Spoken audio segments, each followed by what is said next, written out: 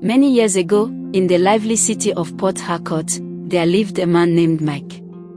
He was 45 years old, with the body of a grown man but the thinking of a lazy child. People said he wasn't always like this, and that's what Mike himself liked to say. When he was younger, he worked for a short time in a small phone and gadget shop. One day, while helping to carry a generator, he got a small back injury. From that moment, Mike stood tall and said, "From now on, I will walk with my head, not my body." But sadly, his head never worked either. Mike loved to talk, especially when nobody asked. He believed that the most important thing a man could ever do was to give a woman a baby and his surname. In his words, once a man gives a woman a child and his name, his work is done. Mike believed that after giving a woman his name and a child, the rest of life was a problem to solve. He wore this belief like a crown. He truly felt like a king. From the outside, the Omorge family house in Port Harcourt looked like any other middle-class home. But once you stepped inside, you would quickly see the truth. A full-grown man-child was living like a retired king. Mike had turned the sitting room into his own personal throne room. His kingdom. A two-bedroom apartment he never paid a single kobo for. His royal cloth, a big colorful wrapper, was always spread on the longest couch in the living room. Right beside him was a tray with chin-chin and a remote control, his tools for ruling the house. Nobody, and I mean nobody, was allowed to sit on that couch. Not even his own children dared to try it. If anyone ever made the mistake of sitting on Mike's royal couch, he would jump up and shout, "You want to sit where your king rests? What kind of disrespect is this? I don't blame you." His wife, Sarah, a 36-year-old primary teacher and side-hustling trader, had no choice but to become the breadwinner of the house, by force, not by choice. Sarah met Mike 10 years ago, back when he was still calling himself an investor, a fancy name for a man who sold second-hand TVs and laptops.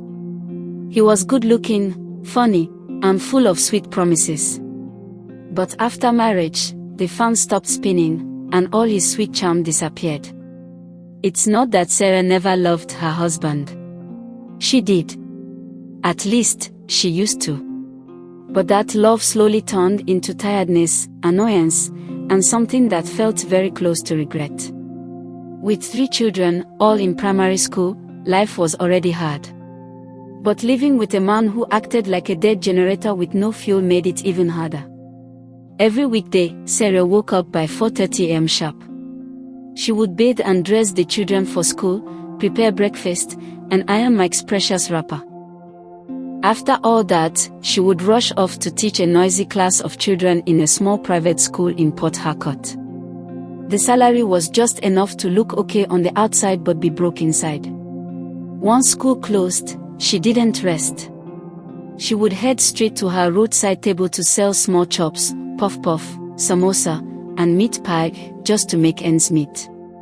By evening, she was back home to cook dinner, wash clothes, clean the house, help with the children's homework, and still listen to Mike's endless complaints.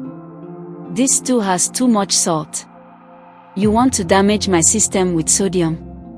Are you sure you ironed my wrapper well? It feels wrinkled." The most painful part. Mike truly believed that just being in the house made him a great man. He would sit on his special couch and proudly say, "Do you think children raise themselves? My presence alone is a blessing to all of you. Do you know how many children are fatherless? You people are lucky to have me at home." That was what Mike always said, with a straight face. He wasn't joking at all. He would sit on his throne, the longest couch in the house, scroll endlessly through Facebook, and post motivational quotes he never lived by. One of his favorite captions was, "A woman must honor the man who gave her identity." Meanwhile, Sarah was still trying to be patient. She told herself maybe it was just a phase. But this phase had already reached 9 years. Her body was tired. Her heart was tired. Her soul was tired. She had begged, cried, threatened, and even shouted, but nothing changed. That month, Sarah had paid the school fees, bought food for the house, and even paid the light bill without one single complaint. One evening, after paying all the bills and running around like a tired engine, Sarah gave Mike his weekly 500 naira's upkeep. He hissed like a snake in pain. "So you expect me, Mike, to survive on this biscuit money? Do I look like a 5-year-old to you? You this woman, you don't respect my position in this household." And what position was that, exactly? Full-time TV analyst. Mike's job was switching between Zword, Africa Magic, and wrestling, as if he was being paid by the remote control company. One of the few times Sarah asked him to help in the kitchen, she had pleaded on the phone. "Please, Mike, just boil the rice. I'm on my way back from the market." Shockingly, he boiled the rice. But instead of salt, he poured detergent. That evening, the entire family had to fast and sleep hungry. When Sarah asked why he didn't taste the rice while cooking, he answered with pride. "You said boil rice, you didn't say taste it."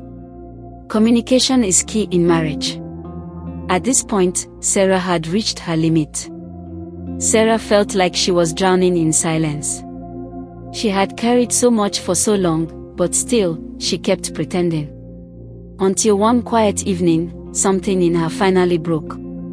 She stood by the door and watched Mike chew boiled yam like it was a royal feast. After he finished, he dropped the plate beside him without saying a word, like a king waiting for his maid. That small moment was all it took. That night, as she lay in bed staring at the ceiling, her heart heavy, she whispered to herself. "This man said his biggest achievement is perm and surname. Very good. Very, very good. I think it's time to change the script." And right there in the dark, a new idea was born. At first, it sounded like a joke. Just one of those things a tired woman says while sipping sachet water to cool her stress. She was chatting with her old school friend, Dr. Faith, when the word slipped out. "Sometimes I just wish I could fall sick for 2 weeks and rest." Dr. Faith stopped talking and slowly raised her eyebrows. "But wait, oh, what if you no really die? Just collapse small like that," Dr. Faith said with a small smirk. Sarah raised her brow, half laughing. "You want make I pretend say I dey sick?" Dr. Faith shrugged calmly. "Your husband done dey pretend say him be man since. So balance the equation now." That one touched Sarah. She burst out laughing, but the laughter didn't reach her heart. Deep down, the idea sat quietly like a small flame. It sounded bad, maybe even wicked. But it also felt like the only way to breathe again. For once, maybe she could just lie down without someone calling her lazy. Maybe she could rest without feeling guilty. Maybe, just maybe, she could stop carrying one big man like a baby for 2 weeks. Later that same evening, Sarah reached home tired and sweating, holding 2 nylon bags filled with groceries. Her back was hurting, and her legs were shaking. As she entered, Mike didn't even lift his head from his phone screen. He just said, "Hope say you remember to buy that gala and cold Coke way I tell you." Sarah didn't answer. She dropped the bags gently on the floor and walked into the kitchen without looking at him. She cooked dinner, gave the children their food, bathed the last born, cleaned the parlor, and still came back to serve Mike his food like he was some local king. He took one bite of the food and frowned. "This pepper too much. You won't burn my intestines. You no care about my health again." That night, after she put the kids to bed, Sarah went into the bathroom and sat quietly on the toilet seat. This time, she didn't cry. She just picked up her phone and dialed. "Dr. Faith, I'm ready." Dr. Faith worked at a small private clinic, and she had a solid reputation in town. The plan was very simple: create a medical condition that sounded serious enough to buy Sarah some rest, real rest. No cooking, no sweeping, no school runs, and definitely no taking care of a grown baby. They chose a name that would sound scary and confusing.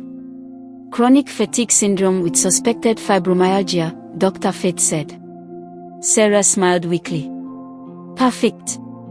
Big enough to humble him. And expensive enough to finish his pride. From that night, Sarah started getting ready for her grand break. She didn't say a word to Mike. She just moved in silence.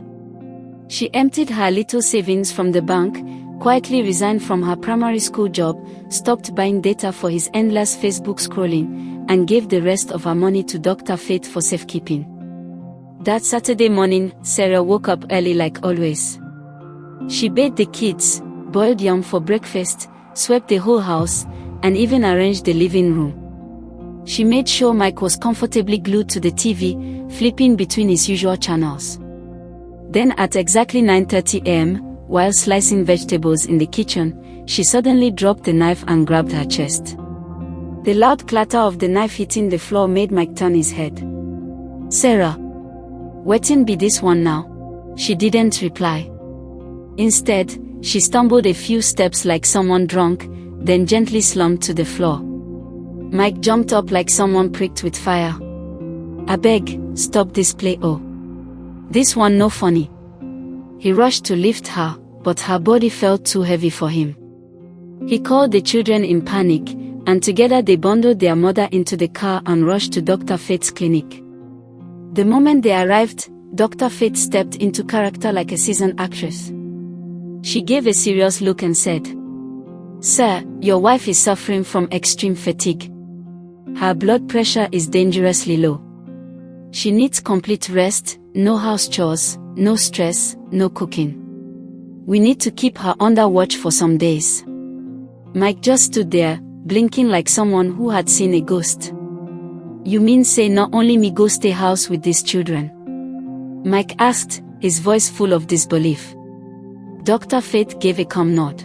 Yes, sir. This is the moment to step up as her partner. Her health is at serious risk. At home, Mike sat on the couch in shock. It was like someone had hit the pause button on his usual soft life. The kitchen was empty, no soup, no stew. The children were whining, fighting, and asking for food. The house smelled like old socks, and the laundry basket overflowed with dirty clothes.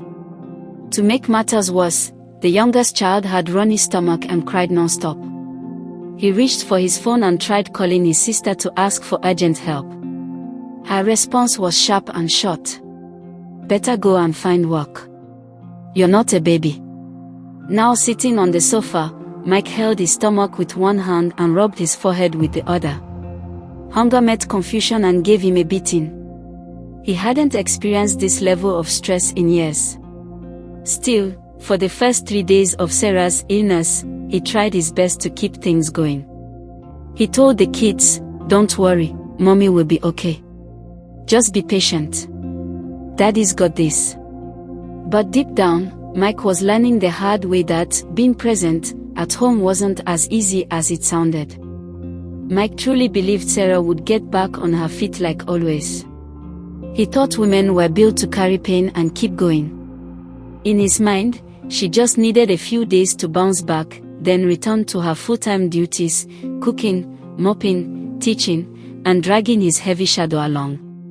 So, he waited. But by the 4th day, the cooking gas ran out. On the 5th day, the children started throwing up after eating the instant noodles he mixed with ketchup. By the 6th day, he checked the fridge. There was only pepper and water. Still, Mike sat and waited, convinced things would fix themselves. But on the 7th day, his phone rang. Dr. Fate sounded serious. "Mr. Mike, your wife's condition isn't improving. We need to run further tests and keep her under close watch. The current bill is 148,000 nairas. Please make the payment today." Mike nearly lost his balance. Why is it this costly? But Dr. Fate didn't answer. Mike searched everywhere for Sarah's ATM card, only to remember she had taken it with her. He ransacked her handbags and wardrobe for cash but found nothing. "Don't tell me this woman didn't even save for emergencies," he muttered, his heart starting to race. He was flat broke, and the kids had grown tired of eating dry bread with water. Junior, the eldest child, asked, "Daddy, why don't we have food in this house?" Mike said, "Your mommy is sick." Junior didn't hesitate. "But you're not sick. Why can't you cook?" Before he could respond, Essie added, "So, Daddy is a baby too, like Tiga." Mike didn't even have the strength to beat them. Deep down, he knew they were right. With no money, no family support, and no wife to carry his burden, Mike made a desperate choice. He dusted off an old CV from 2011, polished his cracked shoes, and begged the shop woman at the junction for transport fare. At a hotel interview, he lied. "I was a senior supervisor at a top hotel in Calabar." The manager, a young sharp Lagos lady, scanned him head to toe. "We only need a night cleaner." Mike froze. "Cleaner?" But hunger humbled him. "Yes, I'll take it." That was how Mike began scrubbing toilets and mopping floors at night with a forced smile. By 2 a.m., his waist cried for help. He sneaked behind the kitchen and groaned, "Sarah, how did you do all this and still make perfect soup?" At 6 a.m., he dragged his aching body home, only to find that little Tiga had pooped on the floor and smeared it like body paint. He burned rice, made watery pap, swept like a blind man, and begged the neighbor's 11-year-old girl to plait his daughter's hair. All the while, Sarah remained at the clinic, quietly playing the part of a weak and helpless patient. 2 weeks later, Sarah stood by the clinic window, dressed neatly, her body healed and her spirit stronger. Dr. Faith smiled gently. "You're ready to go home?" Sarah nodded. "Yes. I'm ready." Back home, Mike was battling with chaos. He hadn't slept in days. When the door opened and Sarah walked in, he froze like a child caught stealing. "Sarah," his voice cracked.